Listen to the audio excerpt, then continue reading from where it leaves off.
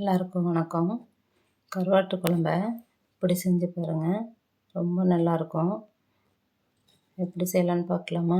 அதுக்கு எலுமிச்சம்பழ அளவு புளி எடுத்துட்டு நல்லா தண்ணியில் க்ளீன் பண்ணிவிட்டு எடுத்துக்கோங்க. அதுக்கப்புறமா கொஞ்சம் அரிசி தண்ணியும் கொஞ்சம் நல்ல தண்ணியும் கலந்து புளியை ஊற வச்சிடுங்க. அரிசி தண்ணி கலந்துட்டாக்கா கொஞ்சம் கருவாட்டு இந்த ஸ்மெல் இல்லாமல் இருக்கும். அதுக்கு தான் குழம்பு டேஸ்ட்டாகவும் இருக்கும். அப்புறம் வெங்காயம், பூண்டு, தக்காளி, முருங்கைக்காய், கத்திரிக்காய் எல்லாம் கட் பண்ணி க்ளீன் பண்ணி எடுத்து வச்சுருக்கிறேன். அப்புறமா கருவாடு அரிசி தண்ணியில் ஊற வச்சுட்டு நல்லா க்ளீன் பண்ணிவிட்டு எடுத்து வச்சுருக்கிறேன். கருவாடு அரிசி தண்ணியில் ஊற வச்சு எடுத்துக்கிட்டால் அந்த கருவாட்டு ஸ்மெல் இல்லாமல் இருக்கும். புளியும் ஊற வச்சு வச்சுருக்கிறேன். ஸ்டவ் பற்ற வச்சுக்கோங்க. பாத்திரத்தை வச்சுட்டு எண்ணெய் ஊற்றிக்கோங்க. கொஞ்சம் அதிகமாகவே எண்ணெய் சேர்த்துக்கோங்க. ஏன்னா கருவாட்டு குழம்புக்கு எண்ணெய் கொஞ்சம் அதிகமாக சேர்த்துக்கிட்டா குழம்பு நல்லாயிருக்கும். அந்த ஒரு 5-6 ஸ்பூன் அளவுக்கு எண்ணெய் சேர்த்துக்கோங்க. அதுக்கப்புறமா வெங்காயத்தை போட்டு வதக்கிட்டு கொஞ்சம் வெங்காயம் போட்டுட்டு வதக்கிடுங்க. பூண்டு,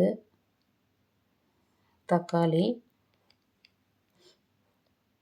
முருங்கைக்காய், கத்திரிக்காய் எல்லாத்தையுமே கொஞ்சம் போட்டு வதக்கிடுங்க. கொஞ்சம் நல்லா வதக்கி விட்டுட்டு அதுக்கப்புறம் தண்ணி கொஞ்சம் சேர்த்துக்கோங்க. கொஞ்சம் ஸ்லோவாக பேசுகிறேன்.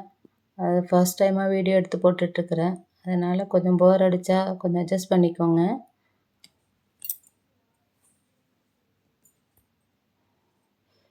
நல்லா வதக்கி விட்டுட்டு அதுக்கப்புறமா தண்ணி ஊற்றிட்டு தேவையான அளவு ஒரு 2 ஸ்பூன் அளவு மிளகாத்தூள், மல்லித்தூளும் போட்டுக்கோங்க. மல்லித்தூள்லேயே நான் எல்லாம் கலந்து அரைச்சிருக்கிறேன் இதில். அதனால் இதெல்லாம் மல்லித்தூள் போட்டுட்ருக்கிறேன்.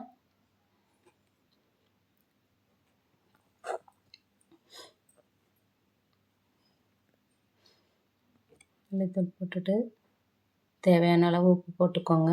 குழம்பு நல்லா கொதித்து காயெல்லாம் ஓரளவுக்கு வேகட்டும். கொஞ்சம் மூடி வச்சுட்டு காய் ஓரளவுக்கு வேக விட்டுடுங்க. காய் ஓரளவு வெந்த பிறகு கருவாடை சேர்த்துக்கோங்க. கருவாடை சேர்த்துட்டு கொஞ்சம் நேரம் நல்லா கொதிக்க விடுங்க.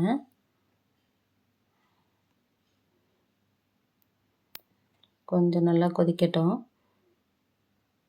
பாருங்கள், நல்லா கொதித்து எல்லாம் ஒன்றா கலந்து வந்துடுச்சு.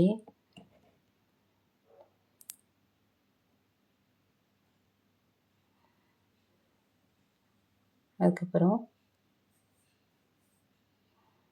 மூடி போட்டு மூடி வச்சுருங்க.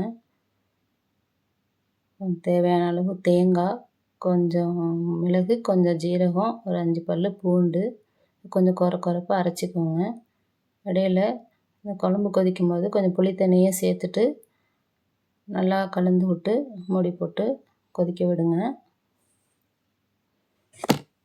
அது நல்லா கொதிச்சிட்டு இருக்கட்டும். அதுக்காட்டி இந்த மசாலாவை அரைச்சிடலாம். கொஞ்சம் குறைப்பாக இதை அரைச்சிடுங்க. வெங்காயம், பூண்டு எல்லாத்தையும் சேர்த்து ஒன்றா கலந்து அரைச்சிடுங்க.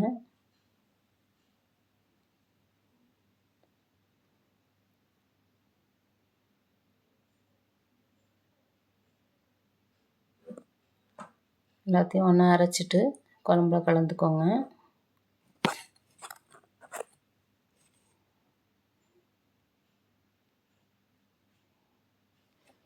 நல்லா கலந்து விட்டுட்டு நல்லா கொதிக்க விடுங்க.